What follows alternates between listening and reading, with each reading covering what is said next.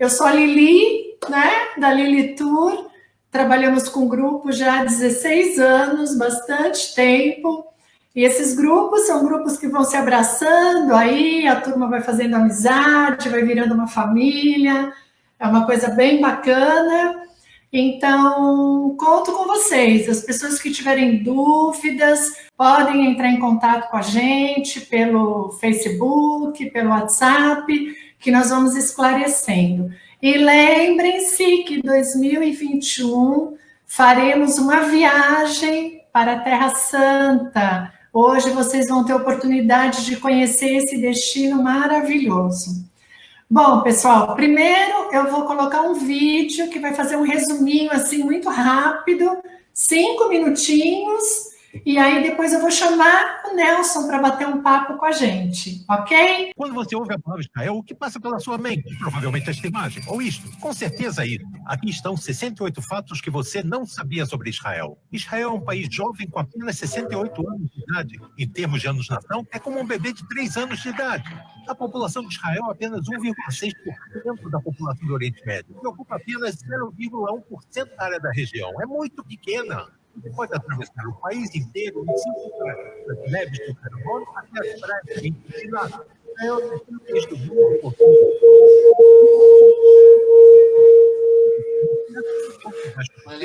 Israel tem o maior número de acadêmicos per capita do mundo e a maior proporção de startups.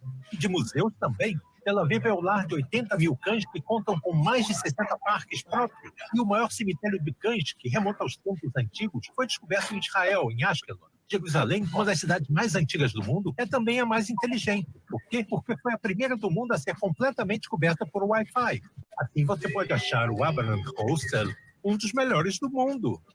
Outra cidade antiga é Beersheba. Hoje em dia, ela tem o maior número de mestres de xadrez per capita do mundo. Com todo respeito ao xadrez, o esporte de praia mais popular em Israel é o futebol. Sem pontuação, é apenas uma diversão para acabar com a paz dos outros na praia. Livros. Israel é o número 2 do mundo na publicação de livros. Povo do livro, lembra? Espera, quem é o número 1? Pelo menos Israel está em primeiro lugar na tradução de livros em línguas estrangeiras. O pendrive é uma invenção israelense que poupa muito espaço de armazenamento. Israel é um dos 10 países líderes na expectativa de vida. As pessoas aqui vivem em média até 83 anos. Israel tem 273 quilômetros de praias, os mares Mediterrâneo, Vermelho, Morto e Mar da Galileia, o lago de água doce mais baixo do mundo. Segundo o Novo Testamento, foi aqui que Jesus andou sobre as águas. Esta prancha-remo é chamada Hassakê, foi inventada aqui nos anos 30 por um salva-vidas judeu. Se você tiver dificuldade de flutuar, o Mar Morto é o lugar certo. A concentração de sal é tão alta que qualquer um se mantém à tona. Israel é um dos únicos 8 países que enviaram um satélite ao espaço. A rota de migração de aves mais movimentada no mundo passa por Israel. 1 bilhão de aves passam por aqui todos os anos. De acordo com o Travelers Digest, Tel Aviv é uma das 10 cidades do mundo com as mulheres mais bonitas. Sim, também está entre as 10 principais em homens bonitos. Muitas mulheres em Israel têm mais a oferecer do que só um rostinho bonito. Elas também têm mais graus acadêmicos do que os homens. Então, se você é a próxima Marie Curie, aqui é o lugar para você. Não é à toa que Israel é conhecida como a nação das startups. Há mais de 3 mil empresas nesse campo. É a concentração mais alta do mundo, fora o Vale do Silício. Então, o que foi inventado aqui? A tecnologia... Tudo mais que vocês jovens gastam seu tempo. Software antivírus, computadores de mãos livres, tecnologia para evitar acidentes de trânsito, aplicativo para táxi. Lembra quando você tinha que acenar para chamar um táxi? A rede social que lhe permite se afastar de engarrafamento. Uma pílula muito pequena que pode fotografar seu corpo por dentro. Como sai dali? Aquecedor de água solar, sistema de irrigação que economiza água, depilação indolor, melhor, quase indolor, gel contra a picada de água viva, teclado a laser, a tecnologia que permitiu o voo não tripulado, tomate cereja, Irômico, um dos jogos de tabuleiros mais populares. Crembo, marshmallow coberto de chocolate com moinha benta. No inverno, os israelenses consomem mais de 50 milhões deles.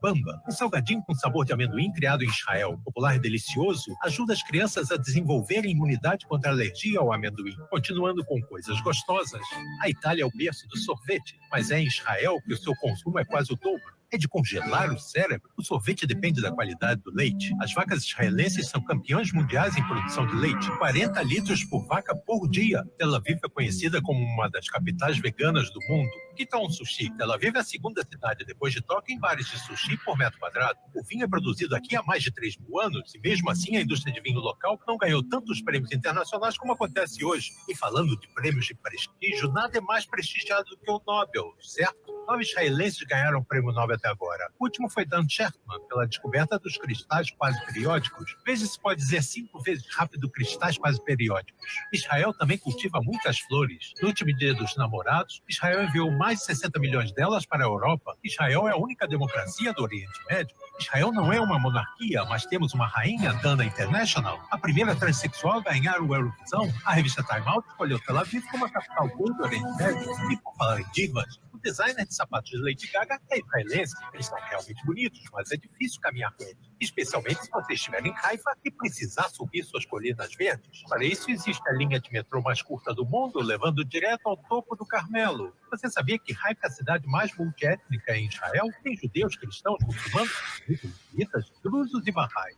Você sabia que Israel é o único lugar no mundo onde o número de árvores aumenta a cada ano? Mesmo com todas essas florestas, 60% de Israel é deserto, o que não impediu de transformar as áreas estéreis em terra produtiva. Como no deserto não tem muita água, Israel desenvolveu tecnologias avançadas em dessalinização. Cientistas de Israel criaram tratamentos para esclerose múltipla, Parkinson, Alzheimer e, o mais importante, descobriram a causa do mau hálito.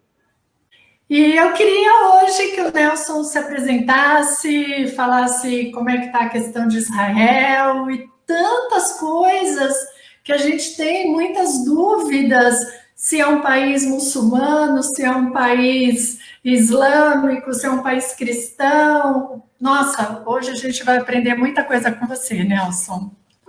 Vamos lá. Essa é a primeira aula, vamos lá. Primeira coisa, me conta como é que está isso. A gente já está podendo ir para Israel? Ainda não. Ai, meu a gente Deus. ainda está aqui, continuamos fechados, estamos na esperança de que em breve isso possa melhorar. A gente está na segunda onda. Sim, Estamos muito bem nesse sentido. É um país que é bem pequenininho, né? Se a gente for pensar, é menor do que Sergipe, mais ou menos assim, dá quase que para você, numa viagem aí de 8 dias, fazer de norte a sul, né? E como você em 6 horas... Você atravessa... Perdão, mas exatamente, sim, 6 horas você atravessa, imagina em 8 dias quantas idas e voltas de todo o país você pode fazer. Dá para você conhecer o país todo, né? Então, me fala uma coisa, todo mundo tem a ideia de que fazer Terra Santa, nós temos que estar sempre visitando com um padre, com um pastor. Eu entendo, é um roteiro mais religioso, claro, né? A gente vai abordar sempre mais essa questão da religiosidade, mas como que funciona? Porque eu percebo que é um país novo, né? Se não me engano, tem 70 e poucos anos, alguma coisa assim, é 73. Isso mesmo?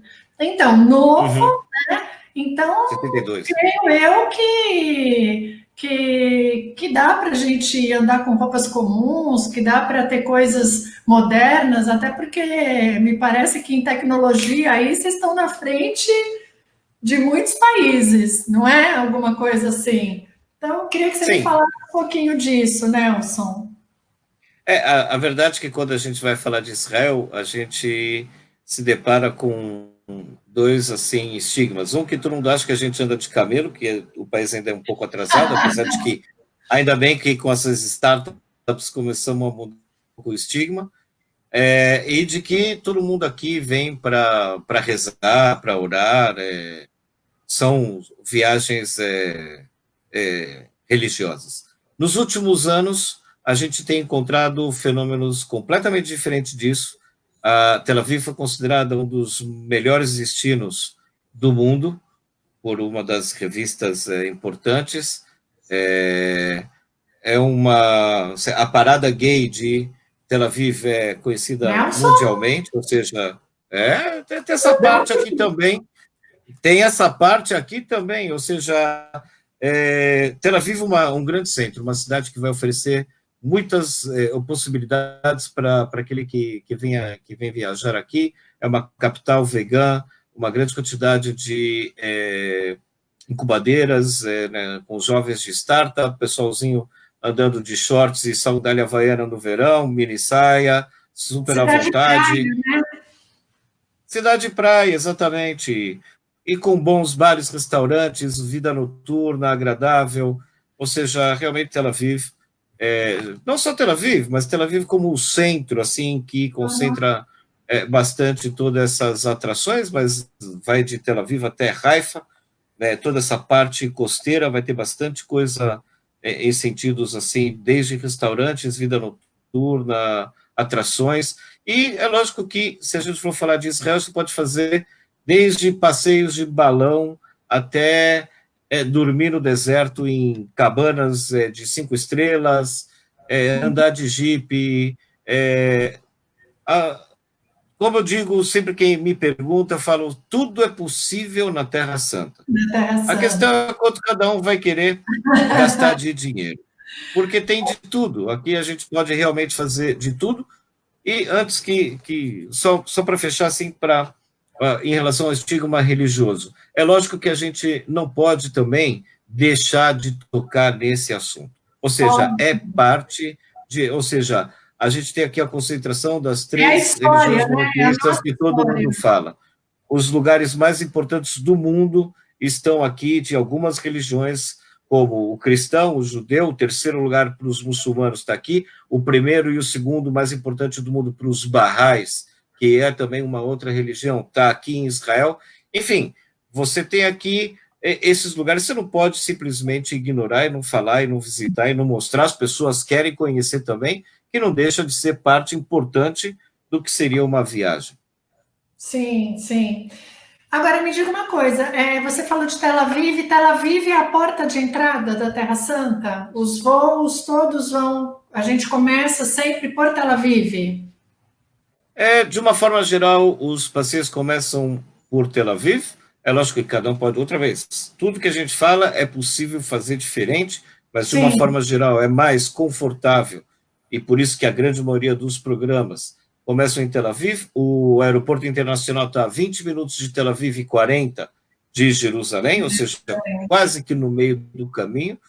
Muitas pessoas decidem deixar Jerusalém como o grande final, ou seja, a última parte.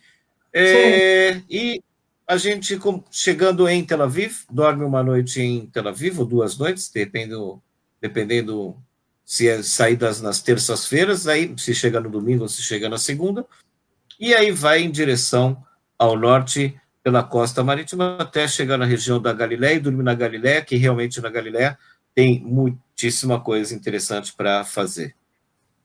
E é lógico que hoje em dia o vinho também, a gente tem bastante passeios em vinícolas, é um país jovem que conhece essa indústria de vinho já desde a antiguidade. A gente encontra aqui lugares que se faziam vinhos já antes da época de Jesus, na época de Jesus, inclusive, e até hoje em dia a gente voltamos à mesma indústria do azeite e do vinho. Também. Do azeite também, que maravilha, hein? Você estava me falando que é possível fazer os passeios de balão. Onde que acontece esses passeios de balão? Olha eu fugindo já da história. Olha o interesse aqui.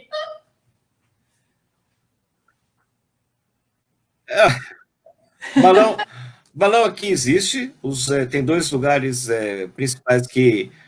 só que o balão aqui não é como na Turquia. Na Turquia você vai lá, os balões se encontram lá e você vai e sai. Aqui você tem que contratar, é um particular, Entendi. Ele vai em especial, eles buscam vocês 5 da manhã, é bem cedinho, porque tem problema com os ventos e também o espaço aéreo de Israel já é pequeno, então tem que ser realmente bem cedinho em certos lugares que estão para isso, tanto no sul, na região do deserto do Negev, como também no Vale de Jezreel, no norte. Esses são os lugares. É uma coisa quase que particular, ou seja, não dá para chegar na hora e quero subir no balão, não.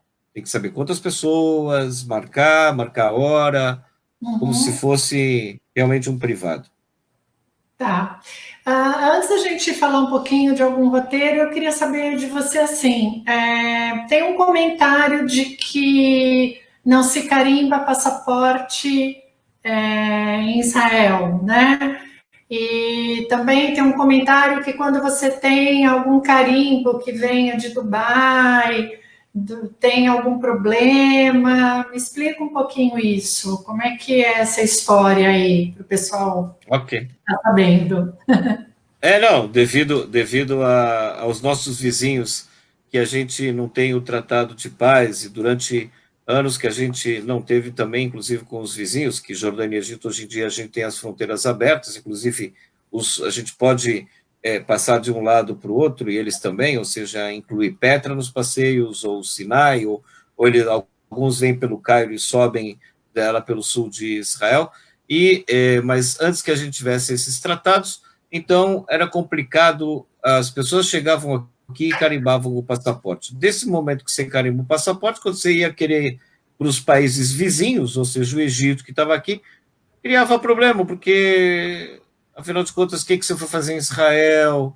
Com medo de espionagem, de entradas e tudo. Então, hoje em dia, não se carimba, você recebe um papelzinho pequenininho que você carrega com ele dentro do seu passaporte, que você recebe na entrada e tem que mostrar ele na saída, e se perder, não é que vai ficar em Israel, não se preocupe, vai demorar mais, mas você consegue sair, o que facilita a sua viagem, se você daqui for para Líbano, para Síria, coisas do gênero.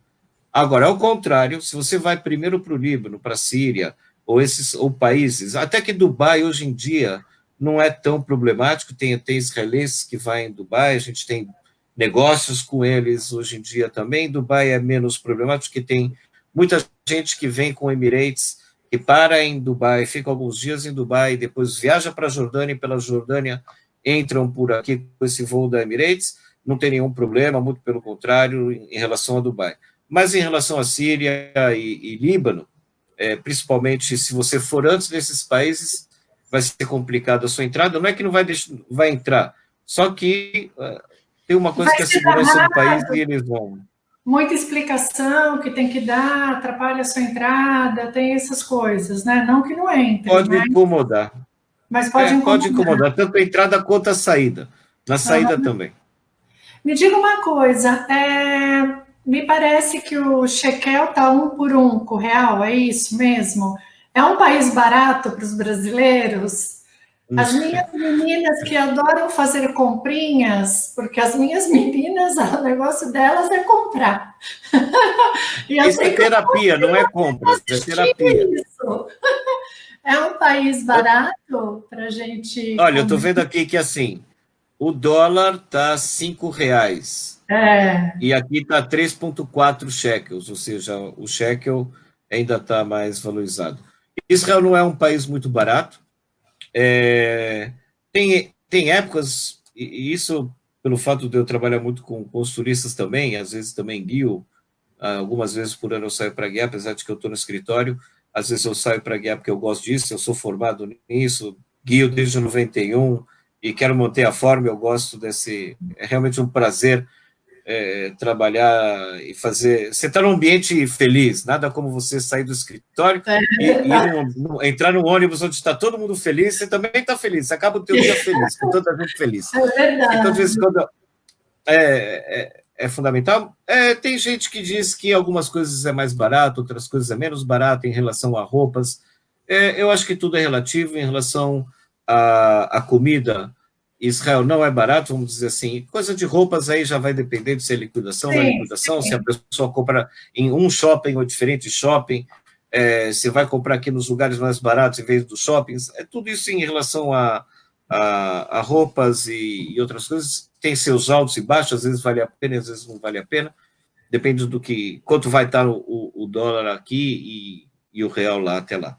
Mas em relação à comida, sim, o povo brasileiro reclama bastante, porque aqui você, num almoço, assim, durante a estrada, durante o dia, quando você para com o grupo para comer num lugar, e você não vai poder parar numa cidade e falar daqui a 1 hora todo mundo volta, que daqui a pouco você não vai ter ninguém. E nenhuma, nem 2 horas. Cada um vai encontrar. Eu faria a mesma coisa, todos nós faríamos a mesma coisa. Lógico que some, porque vai te levando até você encontrar um lugar, e daí tem uma lojinha diferente, você gosta de uma coisa no caminho. É impossível. Então, nesses lugares que a gente para, em média, vai ser seus 18 a 20 dólares. Um almoço. Um almoço, ok? Essa é mais ou menos até 22. E é lógico que, outra vez, o céu é o limite. Se você quer um vinho, se você vai querer comer alguma coisa mais refinada em algum lugar, e mesmo saindo à noite para comer, também que você pode sair, não é extraordinariamente caro, mas não é barato. A alimentação então, em Israel não é barata. Assim, se você não tiver as refeições no seu pacote, porque o que eu percebo, Nelson, é que muitos pacotes de Terra Santa têm, assim, já 6 refeições, alguns almoços. Acho que até por isso que você falou, de você deixar a pessoa à vontade para comer e sumir, né? Então, vamos juntar o grupo aqui. Mas, assim, quem não tiver as refeições, os passageiros que compram no individual, que às vezes não querem, tem que pensar que ele vai gastar uma média de 50 dólares por dia para a refeição. Mais ou menos isso. 20 dólares no almoço, mais uns 20, 30, porque sempre o jantar a gente gosta de tomar um vinho, um bom vinho, né? Conhecer os vinhos da região e gasta um pouquinho mais sempre no jantar, né? Tem razão, a verdade é que você tem razão. Acho que uma média no de mínimo. 50. Por isso que é legal, pessoal, as excursões, né? Pessoal que depois vai estar escutando, quem está aqui acompanhando, são esses pacotes que nós já fechamos com algumas refeições inclusas, né? Porque você já coloca isso dentro do pacote, junto com todos os passeios, faz o parcelamento em 10 vezes e aí vai viajar tranquilo. Mais ou menos isso, né? Exatamente. E qualquer coisa quiser sair para jantar, porque já decidiu nesse dia, porque é o aniversário, não sei de quem e tal, não vai acontecer nada, não vai ser o fim do mundo para ninguém. Mas é muito mais confortável, às vezes, você chegar à noite no hotel e você ter um jantar, que, na verdade, facilita, é muito mais tranquilo. Por outro lado, isso é uma questão realmente pessoal. Se as pessoas gostam de sair para conhecer a gastronomia local, também, mas tem que levar em conta que mais ou menos esses são os preços. Eu acho que até mais de 30 dólares à noite por um jantar bacana, eles vão gastar. Eu acho que só num jantar bacana aqui vai gastar assim, por pessoa uns 40, 50 dólares, mais ou menos. Mas é para ter uma média, às vezes estão 2 amigas, pede um prato, vai compartilhar um vinho, a média por aí, né? Acho que dá para a gente fazer o tal dos 50 dólares. Tem gente perguntando se nós vamos fazer alguma excursão. Vamos! Ano que vem teremos excursão, sim, para Terra Santa e, com certeza, estaremos com a Gênesis, né? E aí a gente estava falando sobre a porta de entrada, entre aspas, porque pode entrar por N lugares, né? Como a gente falou, Israel é muito pequeno, e você falou que de ponta a ponta quase a gente faz em 6, 7 horas. E, então, assim, deve ser tudo muito perto, por exemplo, de Tel Aviv. Depois de Tel Aviv, iríamos para Jerusalém, seria isso? Isso leva... Começando... Vamos pensar num roteiro, vamos falar um roteiro, né? Porque, gente, eu já fiz um bate-papo aqui, viu, com o Nelson? Já falei para ele, olha, eu quero fazer esse roteiro, vamos falar dele. Então, assim, a gente começando por Tel Aviv, né? Que eu acho que é a porta de entrada, como a gente estava falando. E eu acho, vou interromper, eu acho que, se não me engano, a gente tem agora um voo direto, não tem? São Paulo, Tel Aviv? Tem? Tem. Até a Latam voltar outra vez, sim. Tava um sucesso esse voo. A verdade é que estava um sucesso esse voo. Gente, 14 horas direto. Mas também, se não tiver, fazemos uma conexão em Roma e tem várias companhias aéreas que operam voos para Israel, né? E aí, então, depois, entrando por Tel Aviv, fazendo todo esse tour em Tel Aviv, conhecendo as praias, que é um tour mais turístico ali, de Tel Aviv, mais de praias, uma coisa mais descontraída, pessoal de shorts, curtir um lugarzinho assim, dali nós vamos para... O norte. Aí, de uma forma geral, saindo da região de Tel Aviv, passa por Cesareia Marítima, na região litorânea, chegando até a parte da cidade de Haifa, que tem ali os jardins persas dos Barrais. E uma vista panorâmica maravilhosa, realmente uma religião interessante. Se você quiser souber mais, você pode procurar na Wikipédia ou venha aqui no próximo ano que a gente vai contar essa história para vocês aqui. Mas, sem dúvida nenhuma, uma coisa impressionante, os jardins persas do Barrais, inclusive, quando falaram lá dos sapatos da Lady Gaga, mostrou uma escadaria assim, belíssima, lá em Haifa, é ali a região onde está o Templo dos Barrais, que é o segundo lugar mais importante do mundo que está aqui.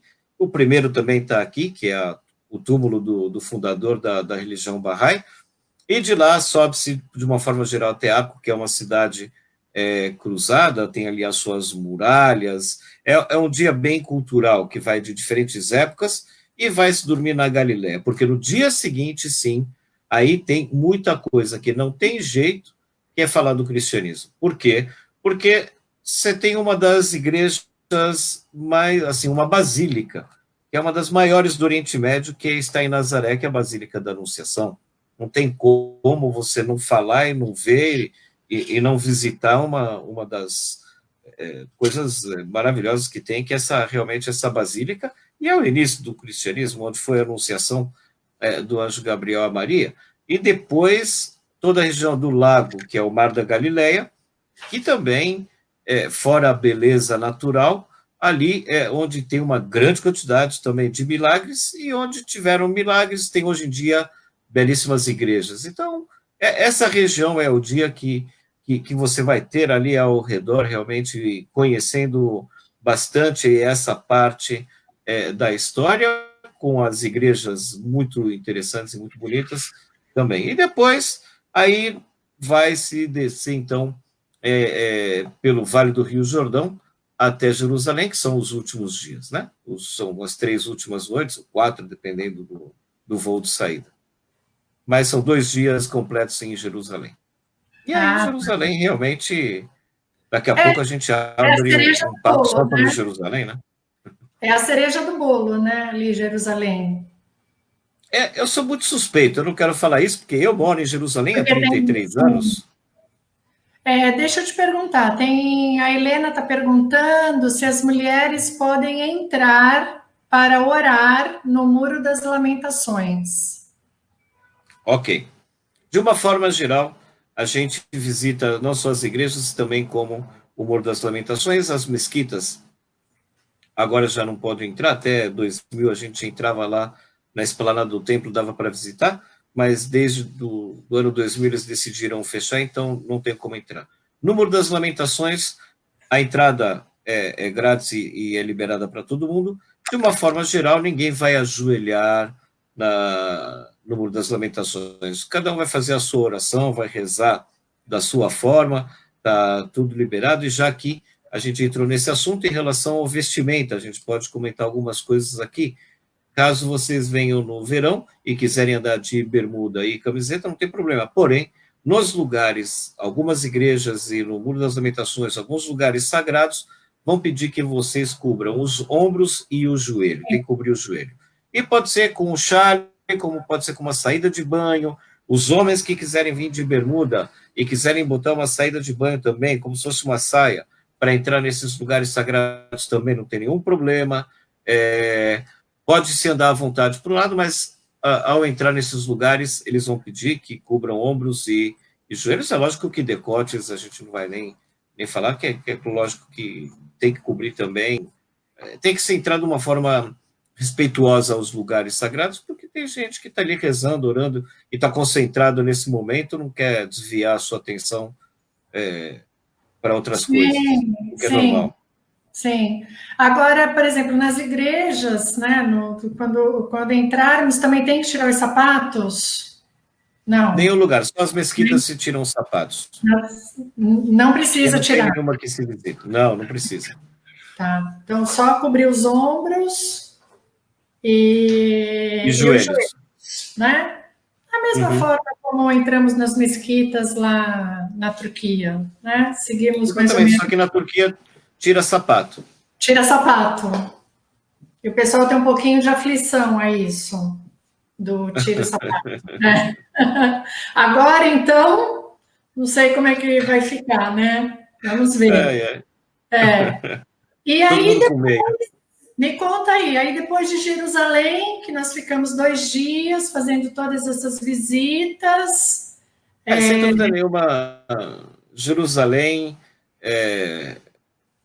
sou suspeito, né? Jerusalém, Mas já que você falou que é a cereja do bolo, eu vou concordar com você, apesar de eu que digo a eu cereja do moro bolo, aqui há 33. a gente vê sempre a cúpula, né? A cúpula dourada, onde Maomé subiu aos céus, alguma coisa assim. Como é que é essa história? O que a cúpula dourada, ela é A Cúpula pro Dourada tem várias histórias, que vai desde a época de Abraão, que vai trazer Isaac ao sacrifício, e o anjo aparece no último momento. Tem gente que diz que ali foi onde começou o paraíso com Adão e Eva também. É dali que Maomé subiu ao céu com o anjo Gabriel e recebeu o Alcorão. É o lugar onde Jesus também vai expulsar os mercadores ali da região do templo, onde estava o primeiro e o segundo templo, o primeiro templo de Salomão, o segundo templo também da época de Herodes e da época de Jesus. Enfim, é uma cidade na qual metade da humanidade está olhando, pensando, rezando, orando, imaginando, sonhando, curioso de chegar nela. Ou seja, realmente uma cidade que ela atrai a atenção. E chegar aqui, realmente, eu acho que Jerusalém não deixa por pouco, eu acho que ela faz o jus ao que ela vai dar ao turista. Ela realmente, eu chamo a cidade do sexto sentido, que você, quando viaja, tem os 5 sentidos super aguçados, que é o paladar, ou você escuta línguas diferentes, temperos diferentes, cheiros diferentes, o tato são os presentinhos, o shopping que a gente também tem que fazer, mas Jerusalém tem um sentido a mais, que eu chamo do sexto sentido. E que não são só as pessoas religiosas que já me falaram isso, cada um define isso de uma forma diferente, tem gente que definiu como energia, outros vão definir como uma presença divina, porque Deus um dia decidiu aqui montar a sua casa, segundo a Bíblia. Enfim, ela tem algo a mais, na minha opinião, sou suspeito, assumo, realmente é uma cidade mágica, uma cidade especial, me sinto privilegiado de poder, de morar nessa cidade, com todas as dificuldades que também tem, que uma Sim. coisa é você passear, outra coisa é você morar. Mas você mora.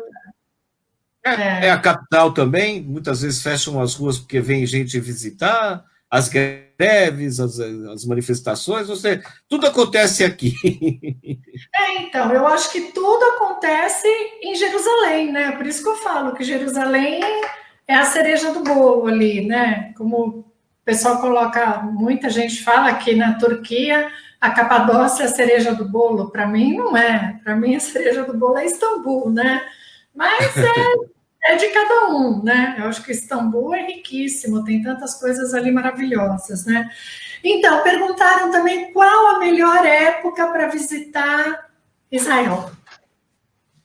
Pessoal, veja bem, junho, julho, agosto é verão aqui.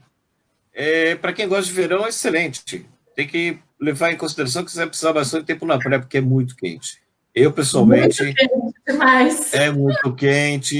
Eu sou já paulista e em Jerusalém não tem praia.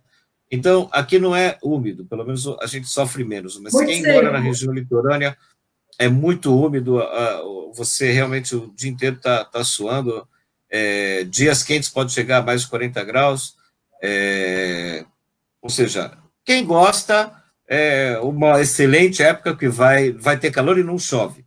Pode ter certeza que Se chover nessa época, não chega nem a ser a garoa, é menos que garoa. Junho, julho e agosto não chove, é verão em Israel. Nem Ok? pensar. Março é primavera, uma boa época. Uma boa época. É a vontade que eu Março tenho. é primavera, eu gosto bastante. Março não tem ainda, o turismo está começando a chegar, porque teve... Né? É o final da baixa temporada, março, assim, ou até que começou a virar alta temporada nesses últimos anos, mas como agora tudo vai voltar, acho que a normalidade, março, depois de janeiro, fevereiro, começava a alta temporada, uma época bonita, porque depois de todas as grandes chuvas, pode chover, é primavera ainda, ou seja, chuva em Israel, garoa no Brasil, porque se chover em Israel como chove no Brasil, a gente chama isso de dilúvio, ou seja, a quantidade de água que chove aqui por ano é o que vocês vão ter por mês, 600 milímetros por ano, ou seja, não é essa grande quantidade. Se der o azar de ter nessa semana uma frente fria, vai andar com guarda-chuva, capa de chuva, e vai ser um clima realmente agradável, nem muito frio, nem muito quente. Mais gostoso, né? É uma boa época e tudo florido. As estradas cheias de flores. Ai, eu que gosto lindo, dessa época. lindo. O inverno é inverno, ou seja, dezembro, janeiro e fevereiro. Até meados de março também continua também o inverno, ele termina de 21. Inverno, mas não é um inverno gelado, é? Não é o inverno de Moscou, está bem longe. Aliás, nas apresentações que tem ali, acho que até do Ministério do Turismo, no inverno, em pleno dezembro, uma finlandesa foi para Eilat, que é a parte mais ao sul, a cidade mais ao sul, e ela falou que para ela era verão, porque para ela, se está 24 graus, era verão, para Eilat no inverno, acho que é mais ou menos, pode chegar a 24 graus, 20 graus, para ela isso se fosse assim o inverno dela, ela seria feliz, porque ali é muito frio. E ali tem um balneário, né? Ali é uma região do balneário, né?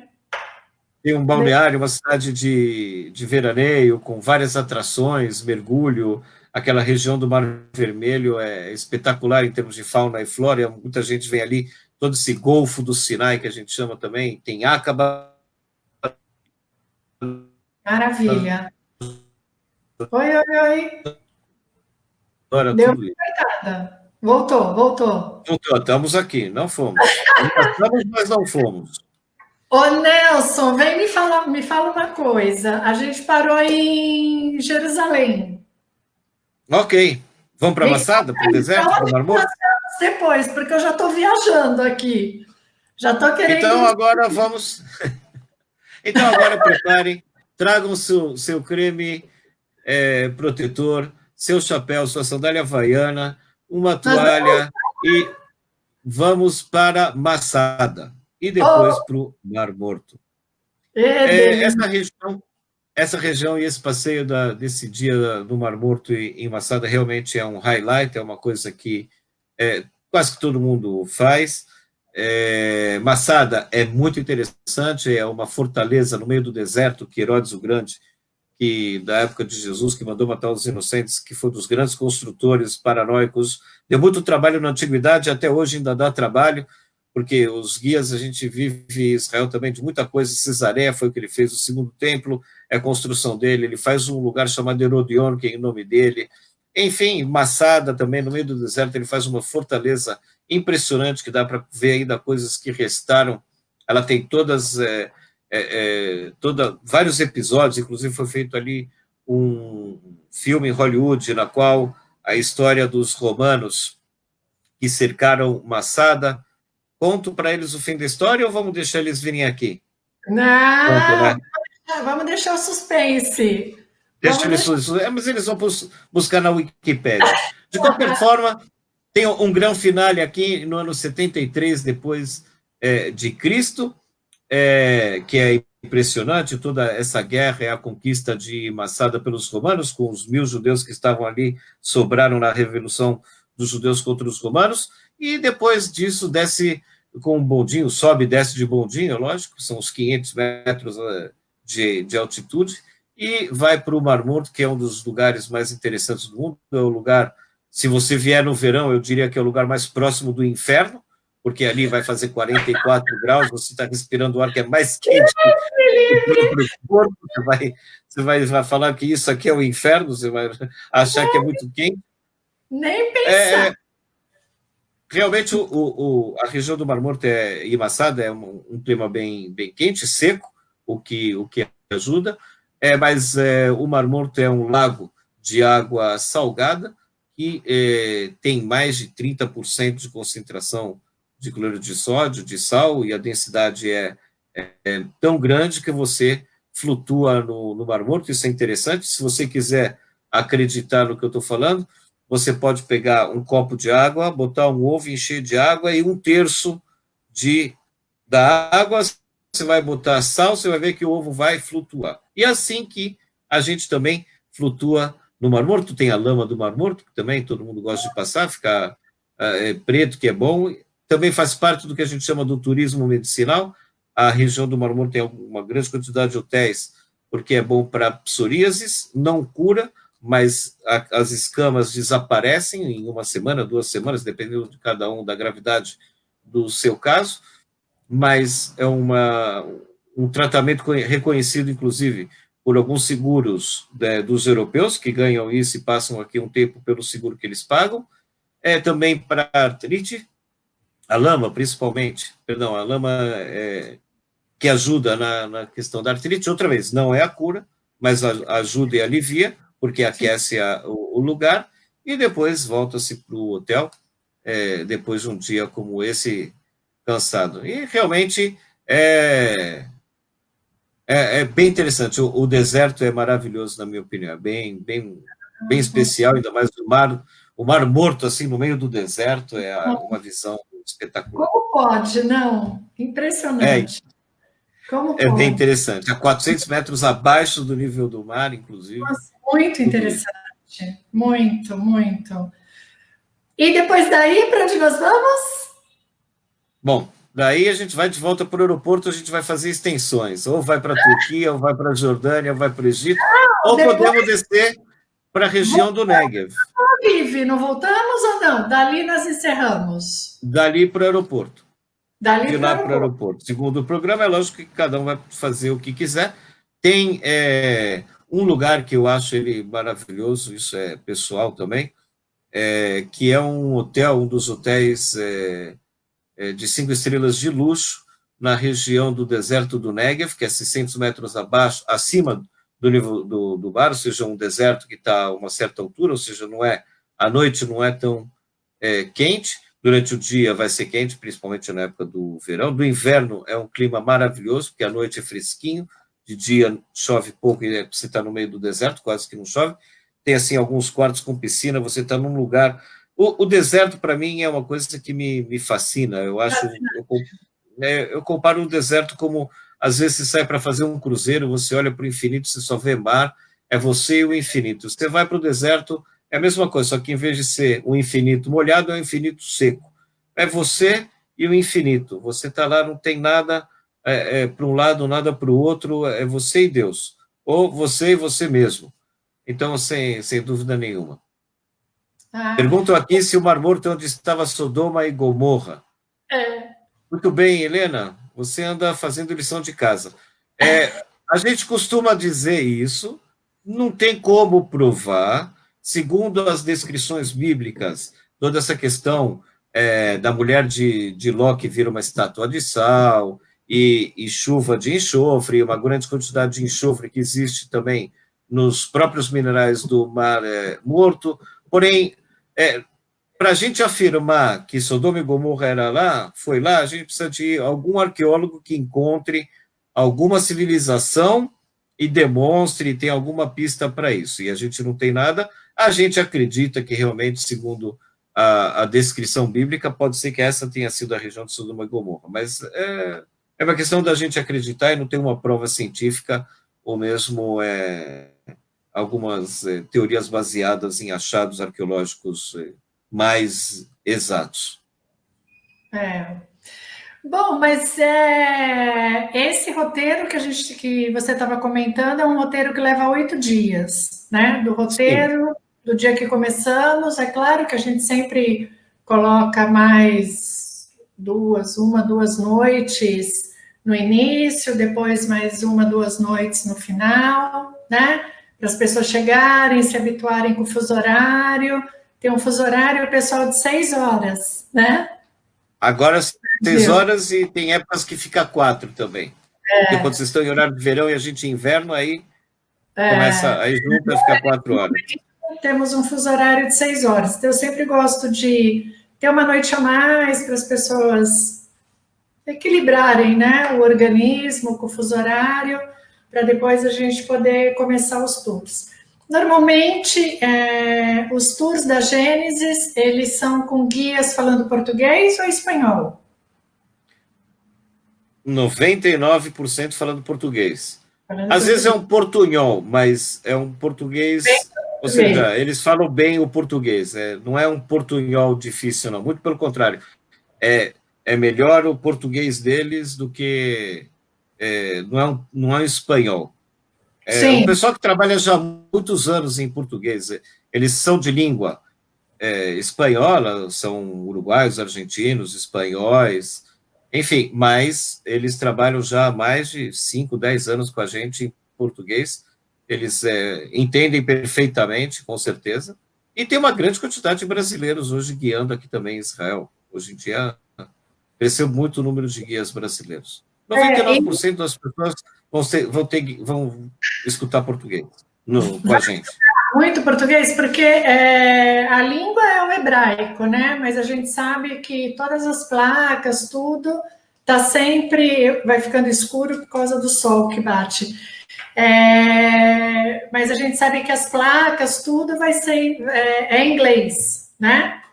A De uma comunicação forma nos geral, restaurantes, nas lojas, o inglês que predomina, mais do que o hebraico mesmo, né? Seria isso?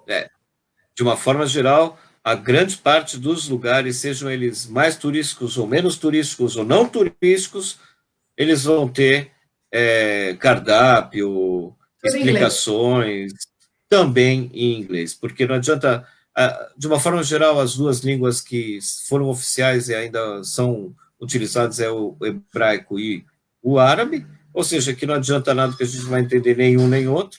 Então, de uma forma geral, eles vão ter também inglês. E aí tem lugares que põem também em russo, porque a gente tem um quinto da população veio da Rússia na década de 90, uma grande quantidade, quando abriu a União Soviética, eles vieram para cá, e a gente tem, então, uma grande quantidade. Em alguns lugares você vai ver em russo, se alguém souber russo ali, vai se dar bem, e grande parte da população aqui vai falar russo também.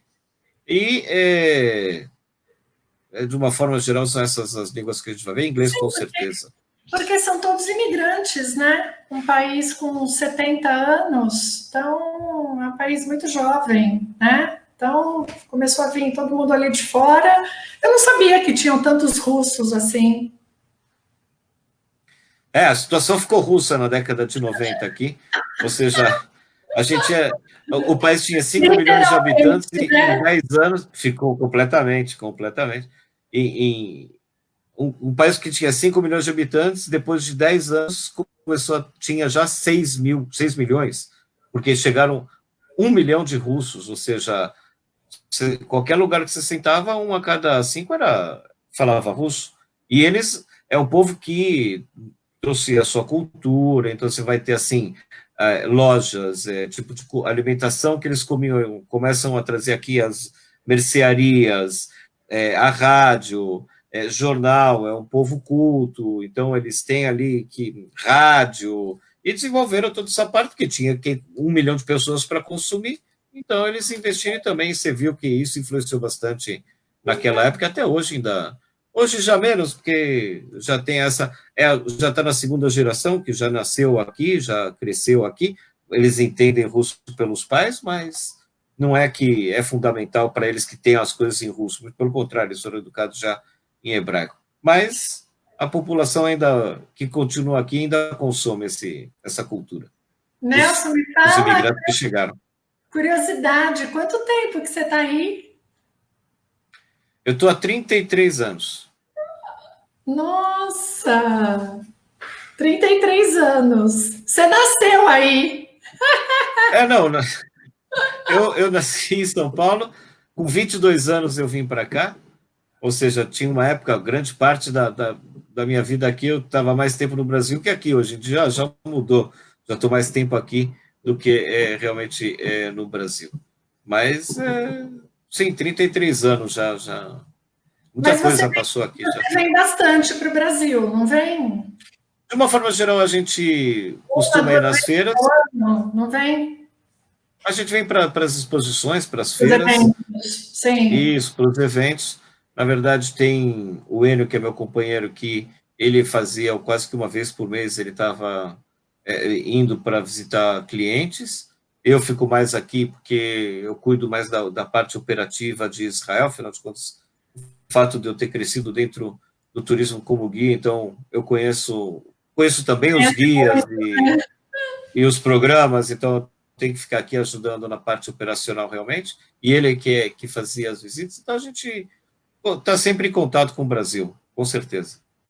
Maravilha. Eu não sei se você queria fazer alguma consideração final, mas eu queria já agradecer muito a você, porque eu sei do horário daí, eu sei que você trabalha bastante e você conseguiu tirar esse tempo para estar aqui explicando. Eu acho que foi muito bom, foi muito bom. Para mim foi sensacional. E acredito que para as pessoas que estão aqui, para as pessoas que vão assistir depois, é verdade, porque uma coisa é você ler um roteiro, outra coisa é você conversar, né? Você tirar dúvida, explicar, é diferente. Então, isso vai ficar gravado. Eu agradeço a turminha que entrou, que acompanhou. Se alguém tiver dúvida, pode mandar, porque depois eu cobro o Nelson. Eu peço... Já tem meu WhatsApp. Nelson, só assim no finalzinho. O pessoal está perguntando, a Helena, é seguro andar em Israel?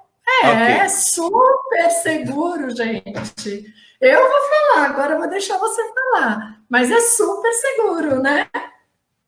Super, super. É bem seguro andar em Israel. As crianças andam sozinhas. Meus filhos, com 9 anos, 7 anos, iam para a escola sozinhos. Os idosos caminham na beira da praia. Apesar de que a gente tem essa também questão de segurança, que parece que é um país perigoso e vai estar cheio de policial e exército na rua, você vai chegar aqui, você vai até achar esquisito que tem pouco policial e e exército é tudo molecada, filho da gente, não é gente profissional, é tudo cidadão aqui, vai ao exército, é outra cabeça.